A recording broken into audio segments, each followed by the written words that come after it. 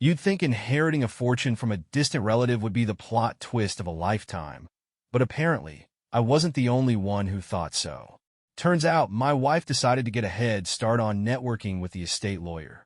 Let's just say her approach to securing our financial future had very little to do with legal paperwork. I never met my great-uncle Edward, but his legend loomed large in family stories. He was a self-made millionaire, an eccentric recluse who'd turned a family farm into a sprawling empire of real estate, investments, and, ironically, high-end legal services. When he passed, the news hit me like a lottery ticket. Distant as we were, I was on the short list of beneficiaries alongside my cousins and siblings. When the formal letter arrived, my wife, Sophia, practically ripped it from my hands. She was giddy, practically buzzing with the possibilities of our financial windfall. I thought her excitement was endearing. She'd always been the planner in our relationship, the one to strategize budgets and map out long-term goals. It made sense that she'd dive headfirst into the details of the estate. The executor of the will, a smooth-talking attorney named Jason, quickly became a fixture in our lives. Jason was the type of guy you'd see in a movie about corrupt corporate lawyers. Charming, sharp-dressed, and far too polished for his own good. I didn't think much of it at first. Lawyers handling multimillion-dollar estates are bound to have a certain level of bravado. Jason and Sophia hit it off almost immediately. She started handling all the correspondence with him, insisting she was better at deciphering legal jargon. She'd laugh off my jokes about becoming his unpaid assistant, reminding me that these details mattered. I trusted her. After all, what do I know about trusts and estate laws? For weeks, life felt like a waiting game. Sophia was on her phone constantly, either talking to Jason or emailing him. She'd leave the room to take calls, explaining that the legal stuff was too complicated to explain on the spot. I figured she was just being thorough. Besides, I had no reason to suspect anything sinister. That was until I noticed a shift. Sophia started dressing differently, sleek professional outfits, even though she worked remotely. She became oddly protective of her phone, and her cheerful updates about the estate turned into vague reassurances that everything was on track. A nagging feeling started to creep in, but I pushed it aside. Surely, this was just the stress of managing such a huge financial change, right? Then came the kicker. She started meeting Jason in person to go over details. At first, it made sense. Some things are better handled face-to-face. But as the meetings became more frequent, my unease grew. I asked if I should tag along, and she waved the idea away, saying it was easier for her to manage on her own. I wanted to believe her. I really did. But something wasn't adding up. Sophia's behavior was becoming harder to ignore, but I told myself I was being paranoid. It's funny how the mind works when you don't want to face the truth. You latch onto any excuse, no matter how absurd, to protect yourself from what you already know deep down. I convinced myself that her sudden wardrobe upgrade, late-night meetings, and mysterious phone calls were all part of her commitment to handling the estate. After all, she was just trying to secure our financial future, right? But then something happened that forced me to look closer. It wasn't a dramatic discovery or some telltale lipstick on a collar. No, it was something far more mundane, a receipt. I was cleaning out the car when I found it tucked between the seat and the center console. A receipt for dinner at a high-end restaurant I'd never been to. The date was recent, and the bill included 2 glasses of wine and a $50 steak. Sophia had told me she was working late that night. I tried to brush it off. Maybe she grabbed dinner with a friend or a colleague. But the nagging feeling wouldn't go away. Why hadn't she mentioned it? Why go to a place like that without me? I started paying closer attention, not because I wanted to catch her in a lie, but because I needed to make sense of what was happening.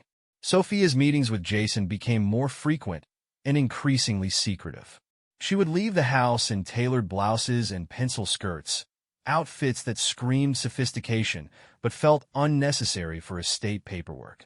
When she returned, there was always a faint trace of something different. Her mood brighter, her energy more charged. It was as if she was living in 2 parallel worlds. One where we were a happily married couple, and another where she was someone else entirely. Then came the day I accidentally stumbled into her other world. She had left her laptop open on the kitchen counter, and while I wasn't snooping, an email notification caught my eye. The subject line read, "Follow up. Personal details from last night. It wasn't from Jason, but the sender was an unfamiliar name, Emily R.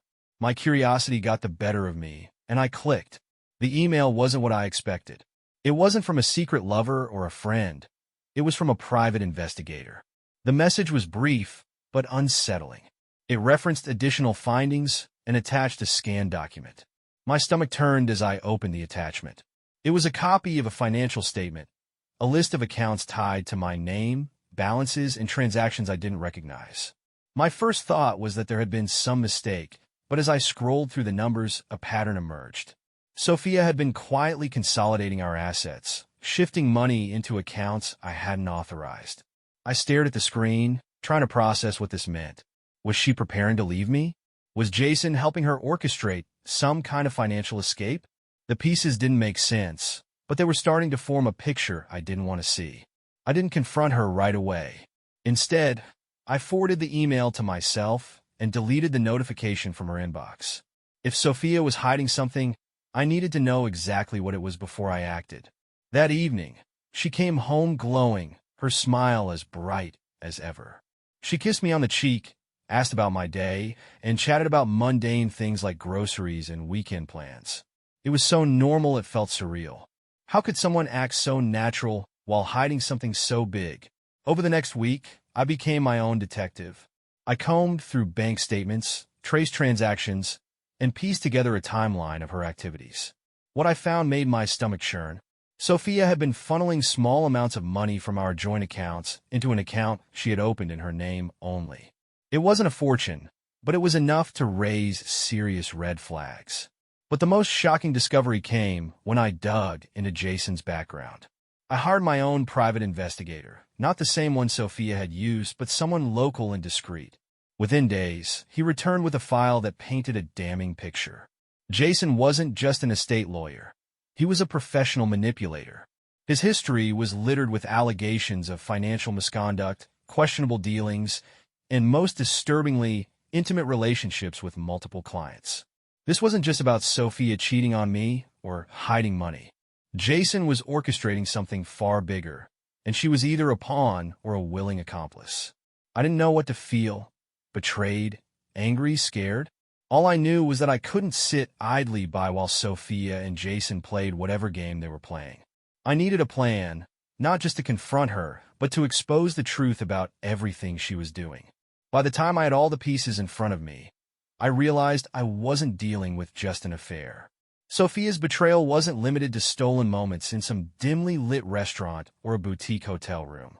No, what I had stumbled upon was far more calculated. A betrayal not just of love, but of trust, loyalty, and every agreement we'd silently built our lives upon. The financial statement, Jason's background, the email from the private investigator. Each piece clicked into a horrifying puzzle. It wasn't just about money or infidelity. Sophia and Jason were setting the stage for something much bigger. They weren't just planning to leave me. They were planning to leave me with nothing. Over the next few days, I noticed Sophia becoming more withdrawn at home. It was subtle, a glance that lingered too long on her phone, a fleeting look of guilt when she thought I wasn't watching. At first, I chalked it up to my imagination, but then I realized what it really was: anticipation. Whatever she and Jason were planning, they were close to pulling it off. But if she thought I was going to let them succeed, she was sorely mistaken. Instead of confronting her outright, I decided to play along. I became the perfect, unsuspecting husband. Cheerful, supportive, and just clueless enough to keep her comfortable. Every evening, I'd ask her about her meetings with Jason, feigning interest in estate matters. She would offer vague updates about timelines and logistics, clearly underestimating how much I already knew.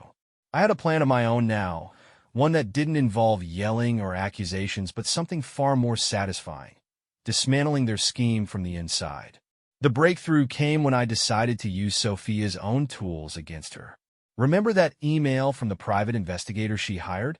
I reached out to the investigator myself, pretending to be Sophia.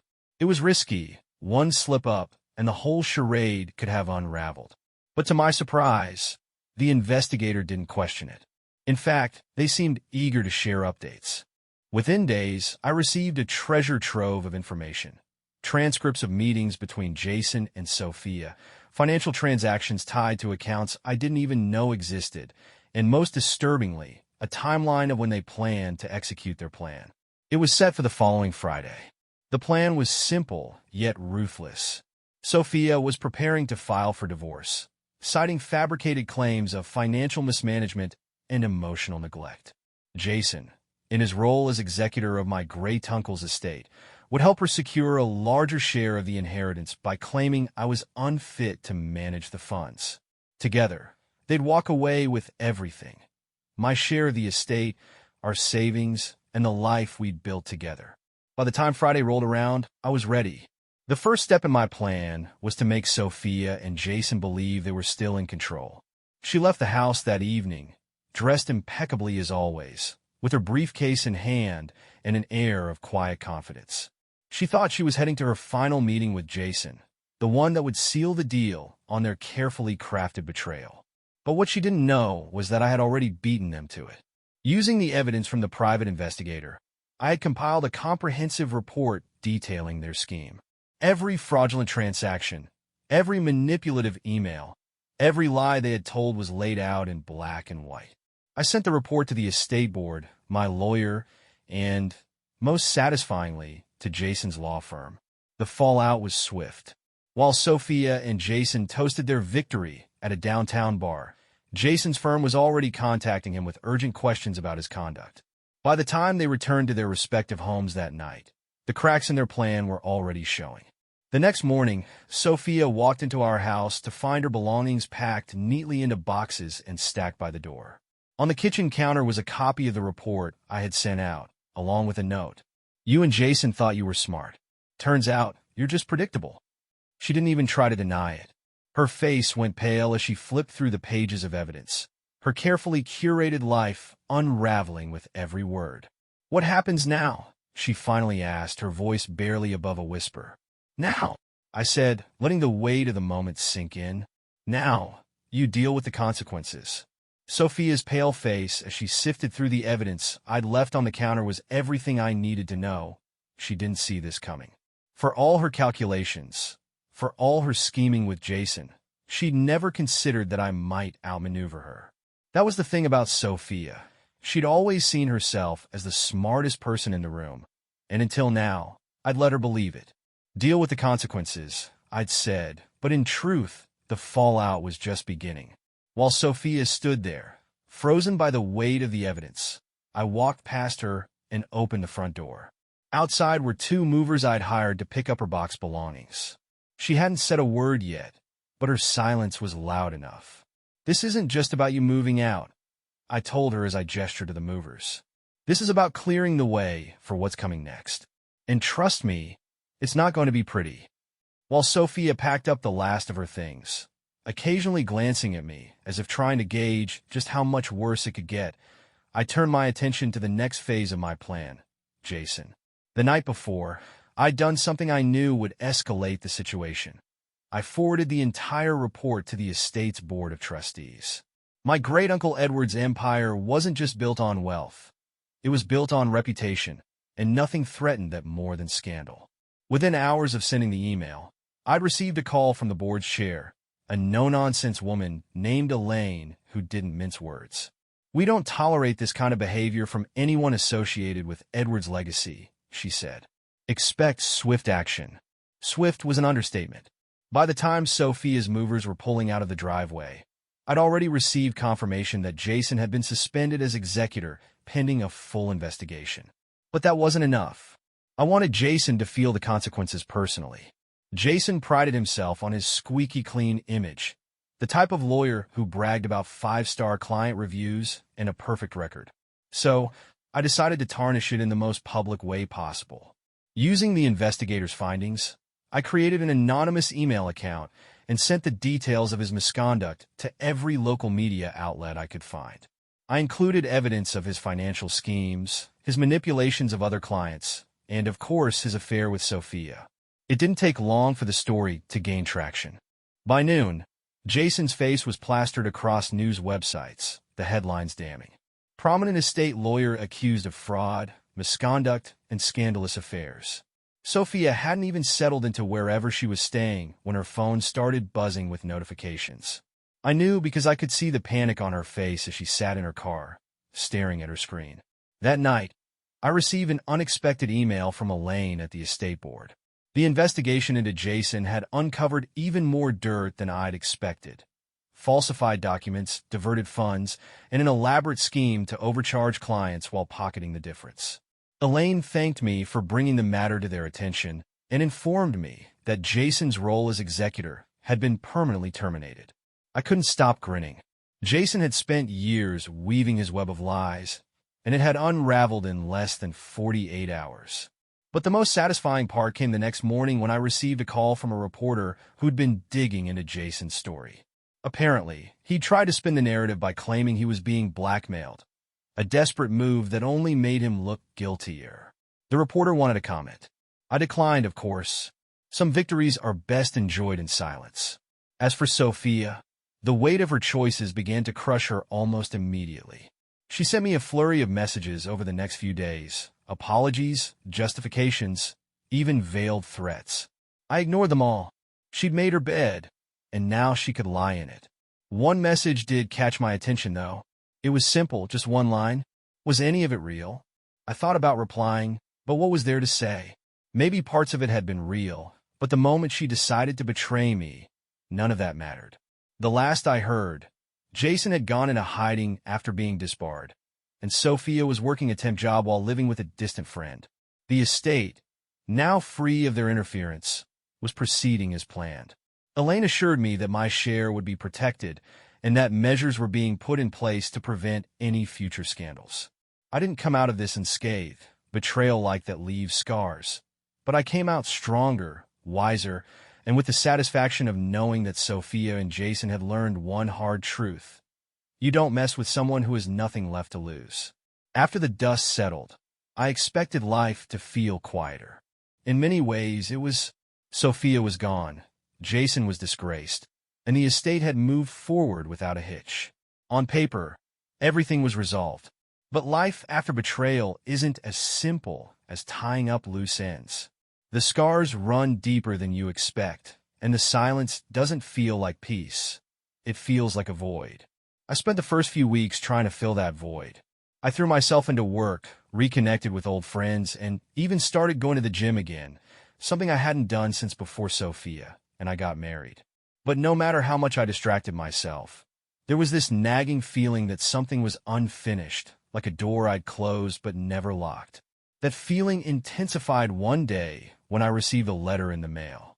It was from the estate board, informing me that, due to the investigation into Jason, a new executor had been appointed. This wasn't surprising, it was standard procedure. But what caught my attention was the name, Elaine Carter. Elaine, the no-nonsense woman who had overseen Jason's downfall, was now in charge of finalizing the estate. And, as the letter mentioned, she wanted to meet with me in person to discuss additional developments. We met at a small office downtown, a stark contrast to the grandeur of the estate's headquarters. Elaine greeted me with the same sharp professionalism I remembered from our phone calls, but there was something else in her demeanor, a quiet satisfaction, like she knew something I didn't. After the usual pleasantries, she got straight to the point. "Mr. Logan," she began, sliding a folder across the table, "there's something you need to see." Inside the folder were documents detailing additional assets tied to my great-uncle's estate, properties, accounts, and investments that hadn't been included in the initial will. At first, I assumed it was just an oversight, a bureaucratic delay caused by Jason's mismanagement. But Elaine quickly corrected me. These assets were deliberately excluded, she explained. Jason had been redirecting them to accounts controlled by him and a handful of accomplices. Your wife, Sophia, was one of them. It was like being hit by a train. Even after everything I discovered about Sophia, this revelation felt like a new betrayal, a deeper cut. She hadn't just been complicit in Jason's schemes. She'd actively worked to steal from my family. Elaine continued, her tone calm but firm. Fortunately, with the evidence you provided and the additional investigation, we've been able to recover most of the assets. They'll be distributed as originally intended, with your portion increasing significantly. She paused, giving me a moment to process. But I thought you should know the full extent of what was happening. I left that meeting with mixed emotions. On one hand, I was relieved to see justice served and to know that my great-uncle's legacy had been protected. On the other hand, the knowledge of Sophia's deeper betrayal made it harder to move on. Every time I thought I had reached the bottom of the well, it seemed there was another layer of deceit waiting to be uncovered. But the real twist came a week later, when I received an unexpected visitor. It was a Saturday morning, and I was halfway through my second cup of coffee when the doorbell rang. Standing on my porch was a woman I didn't recognize, holding an envelope and looking nervous. "Are you Caleb Logan?" she asked. I nodded, unsure of what to expect. She handed me the envelope. "This is from Jason. He asked me to deliver it." Before I could respond, she turned and walked away, leaving me standing there with more questions than answers. I opened the envelope and found a handwritten letter from Jason. It was long, rambling, and full of excuses, but one paragraph stood out. "I'm not writing this to apologize. I know it wouldn't mean anything. But there's something you need to know about Sophia. She wasn't just working with me. She was working against me. When she realized what I was doing, she started keeping records. She was going to expose me and take the assets for herself. You might think she betrayed only you, but in the end, she betrayed me too." The revelation was staggering. Sophia, it seemed, had been playing a dangerous game of double-cross, trying to outmaneuver Jason even as she conspired with him. It explained her behavior, her secrecy, and the hints of guilt that had surfaced in her final days in our home. For a moment, I didn't know whether to feel vindicated or enraged. Had she truly planned to betray Jason, or was this just another manipulation on his part? The answer didn't matter, though. Both of them had dug their graves, and I wasn't about to lose any more sleep over their choices. In the months that followed, life began to stabilize. The estate's final distribution gave me a fresh start. Financially secure, untethered from the chaos Sophia and Jason had tried to create. I moved to a new city, started a new job, and rebuilt my life from the ground up. Sophia never contacted me again, and as far as I know, Jason disappeared entirely, his reputation in ruins. And me? I've learned to find peace in the quiet. There's something liberating about knowing you've faced the worst and come out stronger. I'm not the same person I was before this all began, but maybe that's a good thing. Sometimes, late at night, I think about that letter from Jason and wonder how close Sophia came to pulling off her own scheme. But then I remind myself, I wasn't the one who lost everything. She was. And that's a thought I'll always carry with me, like a quiet victory.